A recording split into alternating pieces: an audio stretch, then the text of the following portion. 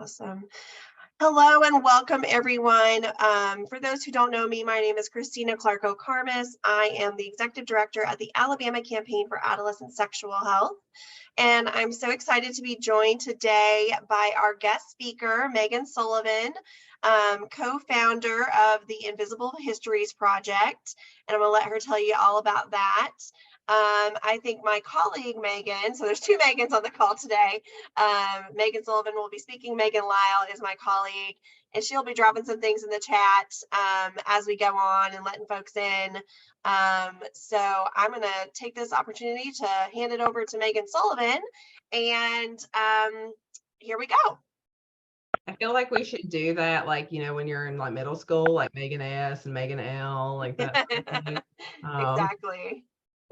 It's so nice that there's more Megans. Like growing up, there were no Megans. I don't know if that was your reality, but like I couldn't even get a freaking pencil with my name on it. I'm still traumatized from it. So yeah.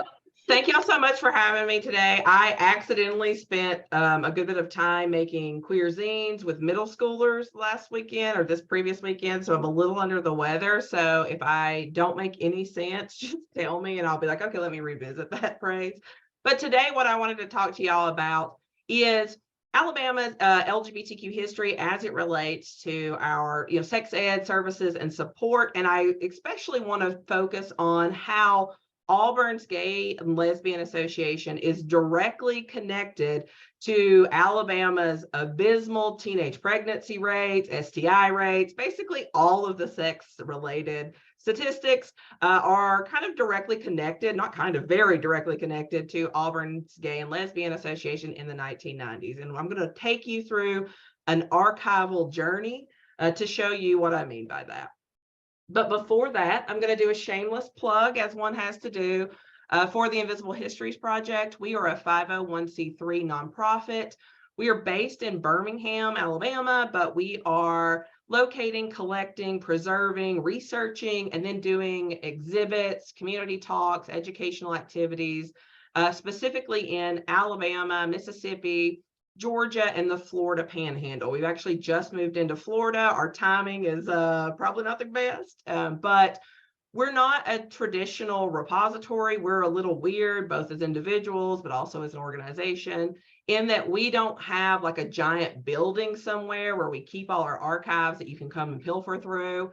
Instead, we act as an intermediary. So we work with LGBTQ individuals and organizations in order to gain their trust, build relationships, and then collect their materials. And then we store them in partner repositories. So in Alabama, some of our repositories are Birmingham Public Library, the Alabama Department of Archives and History, and I am blanking on anybody else, but those are the two that have the most of ours. By the way, you should totally go into your local archives and pilfer around. They would love to have you there. And BPL actually has a ton. They have the most collections out of any of the states that we're in. So definitely if you're in Birmingham, hit them up. They're really great. We also run a thing called Queer History South, which is 13 southern states. Yes, it does include Texas. No, it does not include Oklahoma nor Missouri. I did not know that Oklahomans felt so strongly about that until we made a post recently and they were like, where's Oklahoma? And I was like, I don't know, in the West where it needs to be. And so, but that's not what we're talking about. The Battle of the South is not what we're here for. But anyways, what we do is it's about 600 people. We get together every 2 years and we talk about best practices in Southern LGBTQ history, archiving, education, and those sorts of topics. If you want to know more about us, you can go to invisiblehistory.org. And the reason why we focus so much on Southern LGBTQ history is because when we talk about LGBTQ history, and that's if we do, and if you're paying attention to what's happening in our state legislatures, it's becoming even more difficult. The South is completely eradicated from those conversations. If we do talk about the South, we're talking about how terrible it is here, that queer and trans people can't survive, much less thrive here.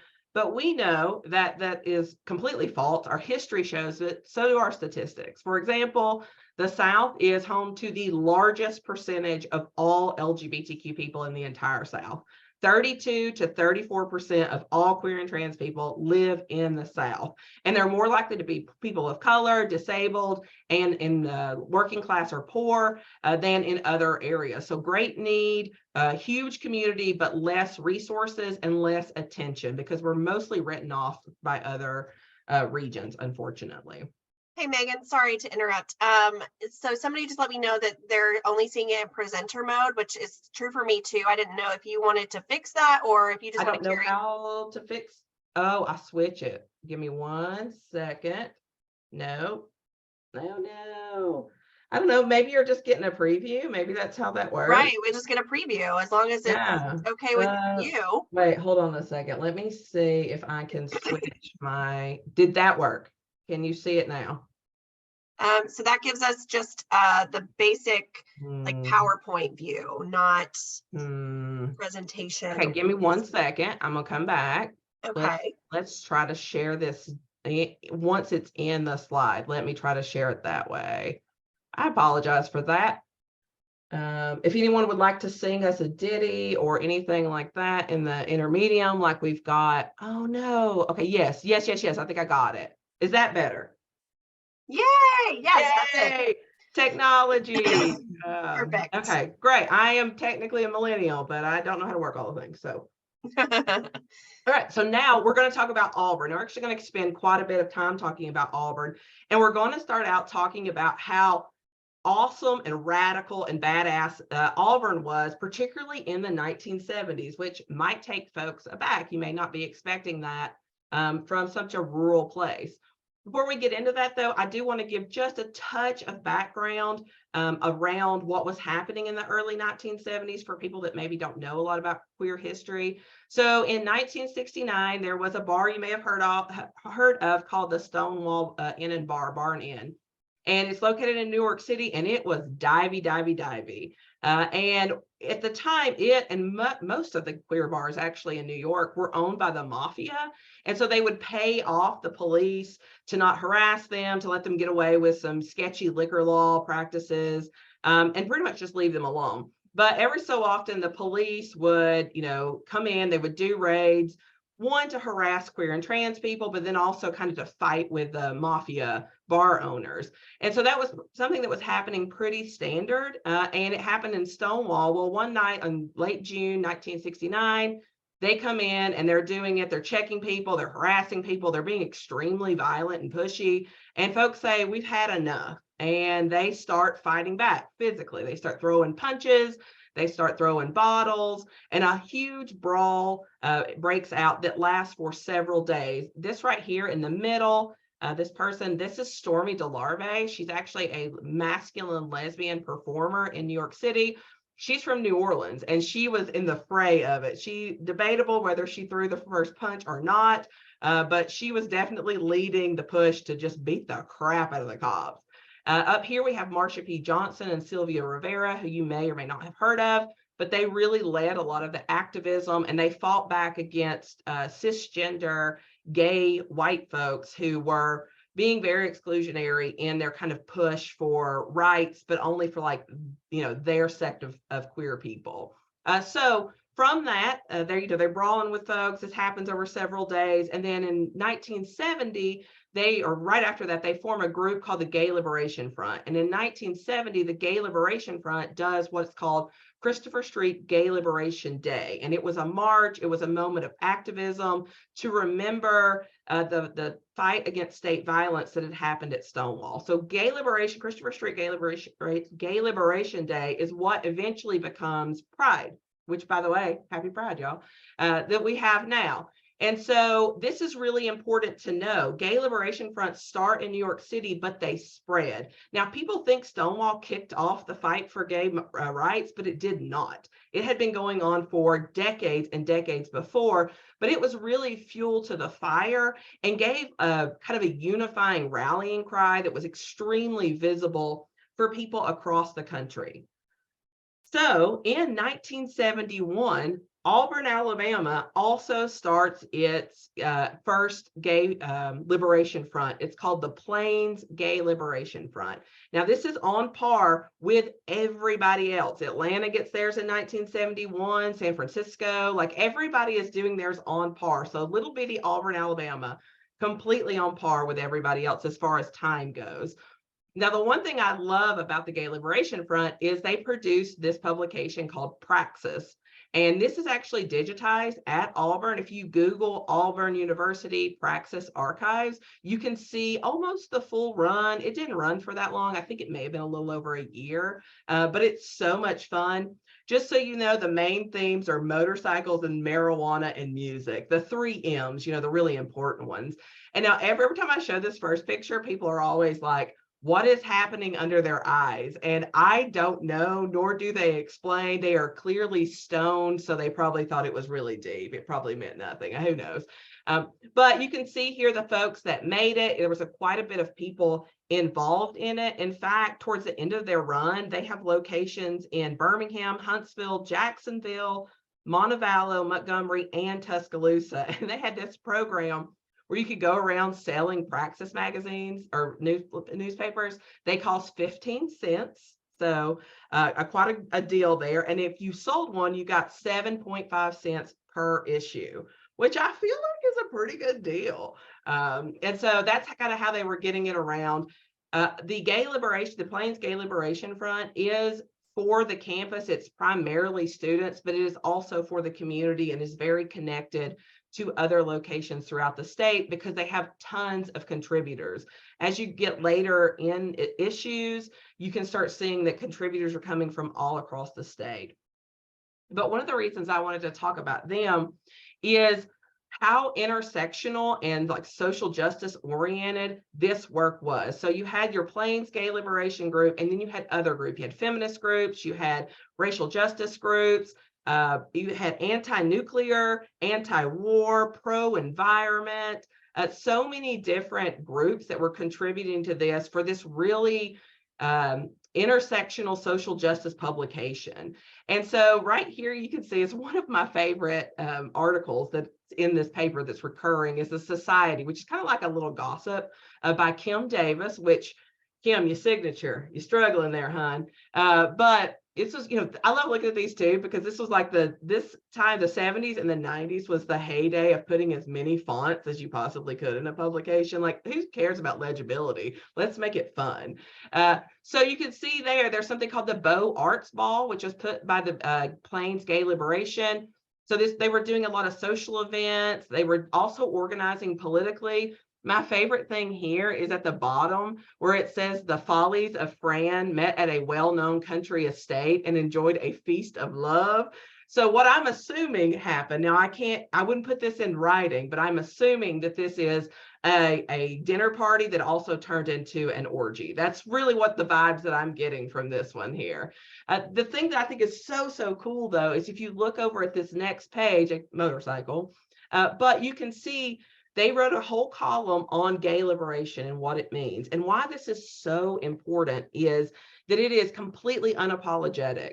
It is undeniably queer. They are anti-assimilation. They are saying, be true to yourself, fight for yourself politically, do not be in the closet.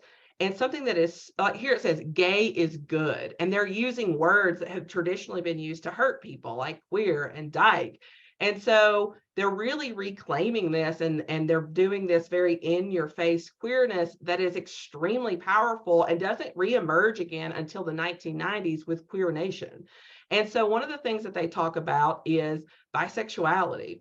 We weren't including bisexuality in like LGBTQ until the 1990s. So this is way ahead of its time as far as including bi folks, talking about how it's normal, how it's good, and it should be accepted. They mention liberation several times and to not conform to straightness. And then this is what's just, it's getting me on like another tangent, is right here. It says, here's how you can find us, call this number. And a lot of times this was just some dude's house, by the way. A lot of these numbers were just some dude that they were giving out. But then you also could call the Student Development Services, the official Student Development Services at Auburn. So we don't have any evidence to suggest that this was an officially recognized student group, but perhaps it was. And we see many instances where they call on or they refer back to the campus. So this could have just been an active student group that wasn't officially recognized, but they could have been getting Auburn University money way earlier. I haven't found any, and then neither has anyone at Auburn any indication of that yet, though. The other thing I wanted to show y'all was the sex positivity that is in this publication. So under that one that says Vicious Dilemma, this is all about venereal disease. And it's basically saying that it's normal. There's no shame involved. And if you got a little tingle and you're downstairs, go to the doctor. They talk about what you might see with gonorrhea and syphilis. And it's just extremely sex positive. And it also encourages people, again, to go to the student health center on campus, which I think is just really impressive for the 1970s, that the campus was clearly accepting and welcoming for folks to talk about these issues, even though we don't think about the 1970s as being that kind of open-minded. This page right here is just wild. I love it. It is an amalgamation of so many different social justice issues. So right here, your rights. This is a continuation from the previous page that is basically what to do when you get arrested, how to behave if you are interrogated by the police, mostly at anti-war and anti-racism rallies. And then right next to that is a gay announcement about going and hanging out in Pensacola for the weekend. So you got right beside know your rights, don't get arrested. Here, let's go party at Pensacola, which, by the way, gay folks have been doing since the 1960s. Pensacola has been a huge gay hotspot for people around the Gulf for decades. And so it was quite common for folks to go down there and hold gay days, and they still do that, by the way. They still have a gay day. Then you have a thing about yoga, because why not? Abortion, and then paraphernalia. We know what that means, folks. We know what paraphernalia is. But I wanted to come in on this abortion one because it seems so current. This seems like something that one might find now in a publication. So it talks about how abortions are legal in New York and California. And while they are not legal here, they're giving information on how to get people abortion care. So there's funding for travel, there's funding for medical care, and there are places that you can call in order to be connected with this. And they, and I don't know if they do in this one, but in a lot of them, they talk about how it is confidential, how, that their identities will be protected. And just when I saw this, it felt very pertinent, very current to me, because we are basically back in 1971 around abortion care. So praxis is happening, and it doesn't go on terribly long. It lasts throughout the early 1970s. I think it ends around 1975. It could have been a little bit before or a little bit after. But, when you're on a college campus, really your leadership is determined by who's on campus. And once they graduate, things kind of fall apart. And because this was so heavy campus oriented, once people graduated, it did actually start to fall apart. So that brings us quite a bit to the future. And abstinence is actually not so gay. I just thought it was a good pun. So what we're going to talk about now, we're staying in Auburn, but we're moving 20 years up. So we're in 1990. In 1990, Auburn starts the Auburn Gay and Lesbian Association, and they bill themselves as the first officially recognized student group. Now, again, I don't know if that's true because I don't have evidence if the gay liberation folks were or were not recognized, but they get their charter, they're approved by the SGA in 1990, and they actually win an award. They win like Philanthropic Group of the Year for some work that they had done with a local women's clinic.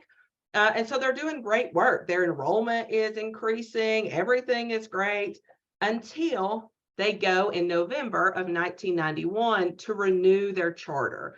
So they go to the SGA. They say, hey, here's our application. We're ready to go. We got all these people signed up. We have our leadership appointed, all that sort of good stuff. And the SGA in a 23-7 vote says, no, we're going to deny your charter because you are promoting an illegal activity, an illegal and immoral activity. The immoral is really important here. And so the folks with the Auburn Gay and Lesbian Association are like, wait, we were an outstanding student org. What's going on? So they start going to upper administration, talking to them about what's going on. At first, the administration is like, well, these are SGA's rules. We can't override them. And they kind of think, Auburn kind of thinks that this is going to die down and not become much of anything else.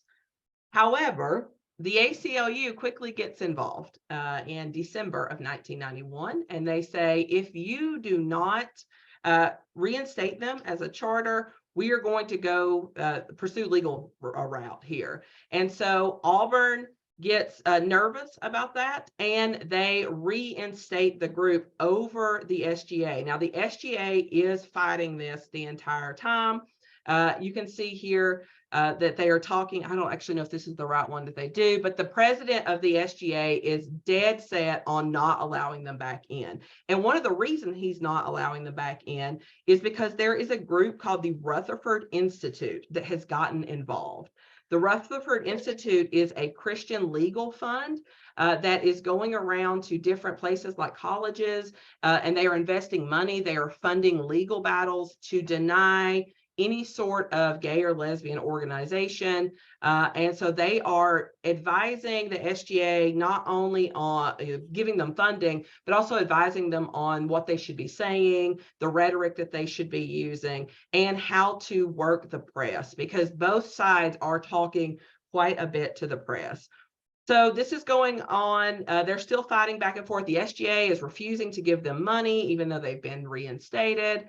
And then much to Auburn's, the leadership's chagrin, they get some really national coverage. So we're going to watch this one. You might want to turn your volume up just a scooch. We're only going to watch like 2 minutes of this. This is a PBS documentary that was done just around the Auburn situation, what was happening on campus. All right, I'm going to go ahead and play it now if you want to turn your volume up. A usually routine procedure has ballooned into a heated debate at Auburn University. The controversy involves the chartering of a student organization. Kitty Hancock has more. As students hurry to classes on Auburn University, they find themselves in the midst of controversy. While some may seem oblivious, others have a definite opinion on whether there should be a charter of the Auburn Gay and Lesbian Association on campus, a charter that was denied by the Student Senate in November and later granted by the Auburn administration in early January. So it isn't that the Auburn University administration wanted to intervene so much as it is that we see ourselves as a continuation of action taken by any group that is an entity of the university. This was an Auburn University group of students, and I believe some faculty, who had followed all the guidelines outlined in the Tiger Code. They had a probationary charter given to them in the fall of 1990. They presented themselves to the organization's committee in the fall of 1991 and were verified by that organization's committee as having fulfilled all of the criteria necessary for permanent charter. The organization's committee recommended to the Student Senate that the group be given a permanent charter. From what I understand, they, in fact, had done all that was necessary in order for them to be chartered. Stephen Magalski, co-president of the Auburn Gay and Lesbian Association, sees it as a real victory. We have won. This is our victory. The charter has been granted to us. And if we start a petition, we legitimize theirs, and we don't want to do that. So we're just going to continue to educate the community here. So Auburn is trying to hold on to a certain image. And if that image is characterized by closed-mindedness, I think that the faculty, the administration, and the student body needs to think about what a university is. The definition of a university is a community of people who are interested in education, who are interested in tolerance and diversity of others. And you know, if this whole issue has helped others to elucidate that definition of what a university community is, well, then we've done our job. So that the last guy talking, his name is Steve. He is He's faculty, I believe, in California currently, and I've met him, and he says that this is how he came out to his parents. They didn't know that because he went to Auburn. He was from I don't know where, somewhere in the Midwest, I think. And so he goes to Auburn and he gets involved, and then his parents see him on the news. Basically, is how he comes out, and he says that that is definitely not the way to go about it. It was perhaps to tell them before they see you on national television. But that woman that was talking in the beginning, Dr. Pat Barnes, she is the vice president of student affairs at the time. So she's the one who is going against the SGA and is taking the side of the Gay and Lesbian Association in saying that they have met all the requirements. And if you've ever done any kind of work as a student group on a campus, you know that being recognized as a student group is so important. It gives you funding. There's a line of funding that comes from the student government. It also gives you access to things like spaces. So if you wanted to do an event, you could, reserve a room for free in the student center or other places on campus. And if you don't have that, then you're either one, not allowed to do any of that on campus, or two, have to pay for it, and you don't have that funding revenue coming in.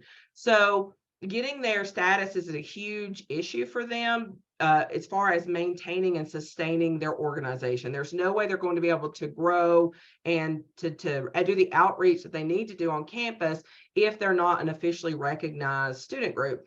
So it's more than just, hey, we want to be a student group, we want to be recognized by Auburn. There are some actual accessibility issues that are tied up in all of this. Now, at the same time, what's going on? There we go. At the same time, at the University of Alabama, folks there are getting riled up, both on behalf of Auburn, but also because of some things that have been happening on their campus. Now, a few years before, in the 1980s, UA has almost the same thing happen. It just doesn't make quite as national, or I don't think it makes national news at all, really, where their gay association or gay union was denied its charter. They had a lot of issues with their faculty sponsors getting harassment, being threatened with being fired. There was a whole lot that happened there that they fought and eventually won. And so a lot of the people that were involved with the Gay Lesbian Association, the gay union at the UA, are becoming more radicalized. They're becoming more activist oriented than the official student group. So the official student group is a leadership group. They're very involved in philanthropy and education, but because of some of the pressures that they had before, are kind of toned down in their activism. They're not doing quite as much to push the boundaries, especially during the height of the AIDS pandemic. And so one of the things that they plan in solidarity with their siblings at Auburn is called a Kiss This, or a Kiss In, or a Kiss Off. And it was a protest that they did on February 12th, 1992, or they actually did before in 1991 as well, where they basically got together and made out on the president's lawn in front of the Ferguson Center, the student center. I don't think they call it the Ferguson Center. I don't know what they call it now, but basically the student center, and they just made out. They invited all the press there. This is a publication from this one that says Kiss Off Rally, is from the Alabama Forum, which was Alabama's longest running LGBTQ publication. You can see it has been completely digitized at the University of Alabama. So if you type in University of Alabama, Alabama Forum, you can see them all. By the way, terribly done. I'm just going to go ahead and throw them under the bus. It is terribly archived. It's miserable to go through, but it's there. We have physical copies. If you want to see them, let me know. Anyways, then this is from the Crimson White. The Crimson White is the student newspaper of UA. And so you can see here, these two folks are really, this is one of my favorite pictures, because this is Joey Manley, who ends up becoming a writer and an activist. And then this blonde guy is John Howard, who is one of the most famous LGBTQ Southern historians ever. He grew up in Brandon, Mississippi. He wrote Men Like That. If you've ever heard of it, if you haven't, you should check it out. And he taught at King's College in London. So he's very famous, and he got his start in queer activism by making out with his friend Joey on the lawn of the president of the University of Alabama. And I think that's the best claim to fame that there ever was. So all of this is going on. It's getting attention. UA is getting involved, and the leadership at Auburn is looking to UA to see what happened there, and seeing that they did end up having to reinstate the group, and that they kind of lost their battle, because at UA the administration was going after the queer group, not supporting them like they were at Auburn. And so I think Auburn knows this, but the cool thing is that the president, James Martin of Auburn at the time, comes out and makes a really amazing statement, because it does kind of seem to me and everybody else that they were caving to pressure, but his statement contradicts that somewhat. So he says that they have to reinstate the group because, quote, the rights to assemble is the birthright of all Americans, not just those with whom we agree. Which is a really amazing statement. And I wish a lot more people would embrace that statement right now. So it seems as if both the Auburn president and the VP of Student Affairs are pretty much calling this a case of discrimination without saying that. And so they're trying to do whatever they can to remedy that, to avoid a significant legal suit. So wildly enough, at the same time, like leading up to all of this, in early spring, there are two bills on the floor. One is HB, let me get it right, HB 454, which is House bill, that says that no one can provide funding at a university for any student organization that promotes illegal activities like sodomy. Right, that they are promoting sodomy. It's against the law in Alabama. And so no funding, no resources, and no acknowledgement of those institutions or those organizations can exist on any state university that gets state funding, right? So that includes Auburn, UAB, UAH, Alabama, like all of them, right? The other one that is sitting there all pretty is the abstinence only bill, and which is HB 302, Senate Bill 72. And it has passed the Senate. It passes the Senate right around this time, a little bit after. And so it's going to the House, but there are multiple newspaper articles that come out saying this is going to die. They're both going to die.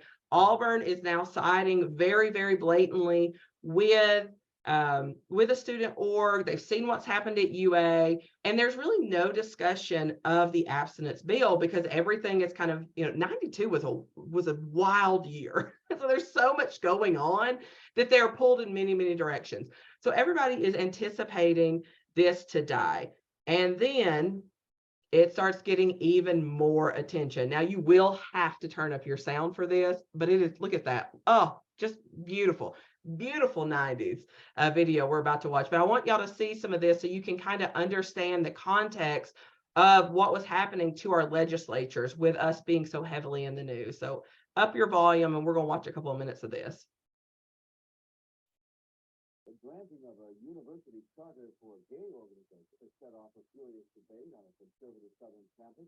Auburn University's Gay and Lesbian Association says it deserves the same rights as other student groups. Opponents are making an emotional appeal for the group's removal.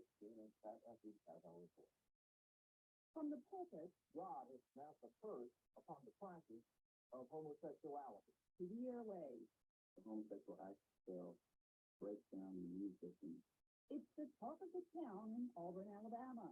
The issue is the Auburn Gay and Lesbian Association, a new student group that's recently been granted a university charter. We are dedicated to educating the entire community, heterosexual, gay, lesbian, bisexual, to eradicate the myth that exists on the issues of homosexuality. But on a decidedly conservative campus in the Deep South, the organization is running into vocal opposition. The Student Government Association turned down the charter, but was overruled by the university. By granting the group its charter, the college administration averts a court battle. The American Civil Liberties Union, citing 2 decades of legal precedent, has threatened a lawsuit on behalf of the gay organization. Still, the controversy rages. Students have collected more than 12,000 names on a petition and are asking Auburn's Board of Trustees to reconsider. So far, the administration stands firm. I think we made a decision, and we made the decision that we thought was right. Much of the furor is focused on the fact that a charter entitles the gay group to student funds. That's not something that this country condones to the point that we would support it with our tax dollars. The turmoil has triggered fear among many of Auburn's gay and lesbian students, and some were reluctant to be identified in this report. There's a lot of personal risk involved with this kind of issue, especially here with so much hostility against us. It's been a tumultuous year at Auburn. Just a few months ago, a highly publicized case of whistleblowing on the part of an Auburn football player as the NCAA investigating alumni for possible financial wrongdoing. Now, despite the large number of gay and lesbian groups on college campuses across the country, here the Auburn chapter is far from shutting in. Pat Etheridge, CNN, Auburn, Alabama. My favorite is the tie into football. Like we can't ever leave it behind. We always got to have some football happening in our stories. And then the other thing I noticed about that was the guy, completely unchallenged, says homosexual acts reduce immunity, which I said earlier that's why I'm sick today. My immune system has clearly been suppressed. And so, there's a lot of moral panic in this that we're hearing. There's this tie in to, Christianity and the church, which is 100% tied to that Rutherford Institute. That is completely intentional. It is completely planned. It is not coincidental that we are hearing the same exact rhetoric today. Now, this was 1992, by the way. We knew what caused HIV. We knew how AIDS spread. We knew all of that then. So all of these things that they're saying is absolutely a moral panic. And then this is from the Chronicle of Higher Education. If you don't know, that is a huge publication journal for folks working in higher ed. They do several publications around what is happening in Auburn. It also makes it into the New York Times multiple times. You can see here, this was the Montgomery Journal, but it got picked up by the Times. They did their own thing. So it is making huge, huge news. And in all of these stories, you've got Auburn being like, yeah, they're a student group. We're not going to kick them out. We're not going to do that. So the legislature, especially the folks who are writing these bills, are getting more upset and more upset about what's going on. And so what ends up happening is you have a new push to get these bills through. So obviously there's this huge push for I messed up my slides. Anyway, sorry. There's this huge push to get the one that is banning funding for gay and lesbian organizations through because of what's happening. They want to really limit the power of these universities to decide what is and is not acceptable and funded. They're going to really push that one through. They've leaned very heavily into it, and it starts looking like it is going to get passed. And it eventually does get passed. This is out of order. Sorry about that. But what I want y'all to see that happens at the same time, because they're connected, they were both dying together, but because of the fervor that's happening over this anti-LGBTQ funding in the abstinence only bill, if y'all will look right, let's see, right here with me, it says that, this is the bill that says that, you can only talk about abstinence, sex negative words, talking about, STIs and things like that, but nothing as far as pro-sex, not medically accurate. Abstinence only is required by law, and it includes that homosexuality must be taught as an unacceptable lifestyle and homosexual conduct a criminal offense under the laws of Alabama. Because that clause is in there and all of this is happening at Auburn, this abstinence bill gets the fire under it to finally pass the House, because they are trying to prohibit queer organizations and queer people. They think if they start in high school, middle school, it will prohibit or prevent it from happening at the college level. So because of all this that's going on, until 2019, thank you for that information, we had this on our books. Now they have removed the bill about queerness, or the language about queerness, and are requiring medical accuracy. But that was a very, very long time just because Auburn wanted to have a small gay group. Which, hey, Maigen, I just wanted to jump in here. So it's so funny because I have heard the sex ed bill in Alabama called the abstinence bill since I started working here 12 years ago. And I always wondered why, because the law says you have to emphasize abstinence, but you also have to talk about contraception.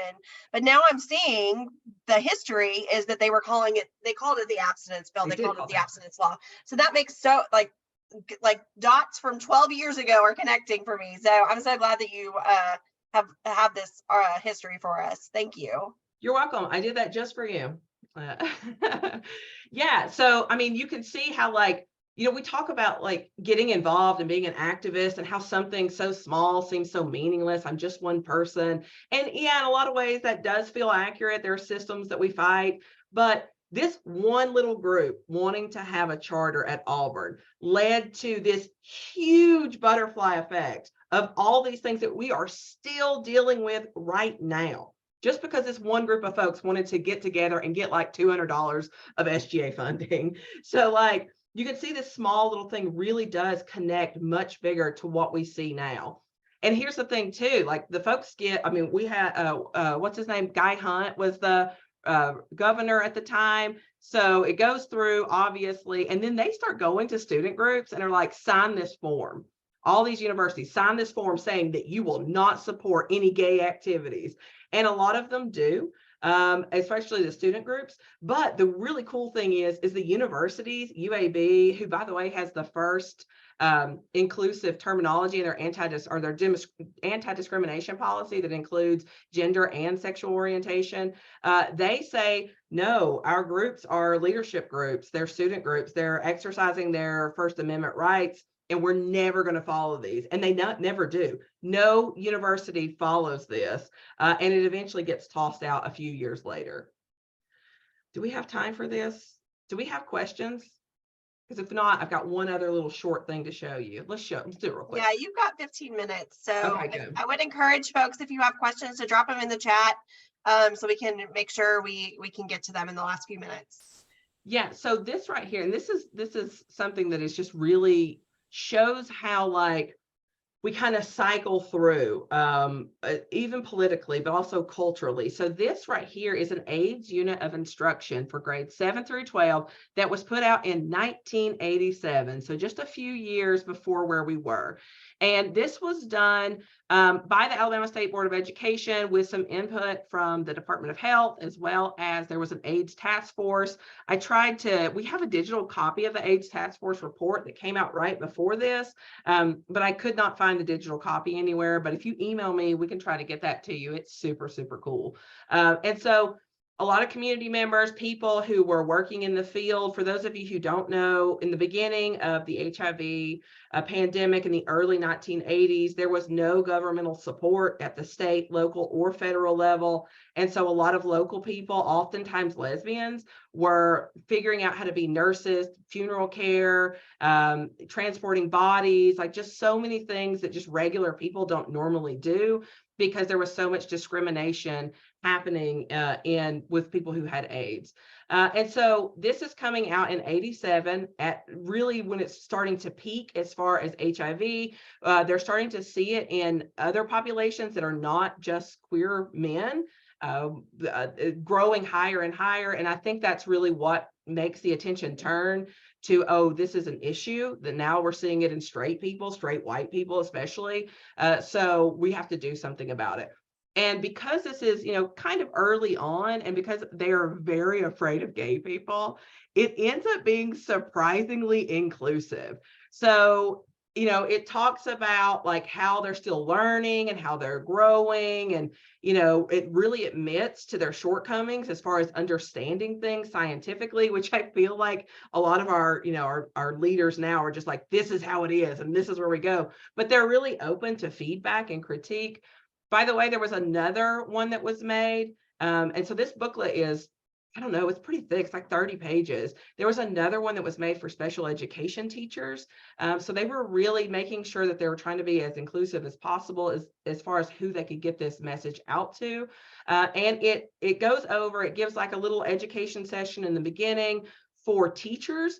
They were, by the way, we're holding workshops, the professional development workshops for teachers to come and be trained, to learn about HIV/AIDS. And so they're going through and they're doing all these, and they have activities, they have learning modules, and some of them are sketch-a-doodle, like hardcore, and some of them are just misinformation that we know is not correct now, but are well guided. But what ends up happening is that a lot of this, because of the way they have to word things and the way they don't know, ends up being fairly inclusive. Like abstinence is the best way to avoid acquiring. That is true, but there's no other context there. So that's kind of, conservative. But it does talk about how donating blood is safe. And which is really confusing to me, because we still have limitations on gay men to donate blood. But in the 1980s, they were saying that it's completely a safe process, and that there are ways to test for it. But one of the things that they talk about is certain kinds of kissing, right? Being a little bit more open in the way they're talking about it. Over here, they talk about sexual experiences and the person that you have sexual activities with. Quite gender inclusive, completely accidentally. I don't believe with any part of me that this was intentional to be welcoming for queer people or trans people. But in many cases, they do use very gender inclusive language that we just started using fairly recently, and probably a lot of schools aren't even using now. So kind of because of their worry and it being a huge health crisis that kind of came on really suddenly, then they, are using this gender inclusive word, but it is definitely mixed together with things like AIDS is a moral problem, which it is 100% not. So it's a very confusing text, and in many ways is more progressive than we would have thought, and in many ways is rooted in a lot of like the moral panic that we see. Now, this is mandated. This has to be taught. And then a few years later, we have abstinence only. So like they're, ignoring what is happening here in wanting to talk more honestly and openly about sex, because there are immediate, terrifying health realities happening. And then in just a few years, we're acting like we don't know where, how people get HIV, and that we're only going to really talk about abstinence. So the huge shift that happens between 87 and 92 is quite jarring. And it's also, again, really representational of what we see now with COVID, because I believe fully that what we've seen with COVID has really shifted us from the progress we were into this very anti-queer, anti-reproductive, anti-trans backlash that we're seeing right now. Maigen, I was going to just say too that with the HIV stuff, it's still mandated. I think in your slide, it said grades 7 through 12. It's now mandated to start in the 5th grade. But there is no longer, it sounds like that, back then they were so concerned about it and they were training up teachers. And now we have data that shows that like 19% of teachers are even trained to talk about sexual health content at all. And so we just find that so many educators are ill-equipped to talk about even just like HIV transmission because the state is not willing to put any resources into that. Yeah, I mean, absolutely. So much of it you can see is just trying to cut funding, but they had, in the 80s, they had robust funding. They moved emergency funds over for this. People were there. We have stories from teachers who said they remember going to these workshops. They were nervous. They were scared. They didn't know how to talk to 7th graders about AIDS. Yeah. But it was really, really a priority. And it just, over time, because of homophobia, it stopped being a priority for our state. Yeah. I did see a question in here about yes, I can send the links out for those. Those are recorded from a recording because they're old. And that's why that's exactly the loudest I could get it. I got it as super loud as I could. And that's why they were super, super low. And the captions did not work, but that was the original person who had uploaded it. So I could not get the captions to go. I apologize for that.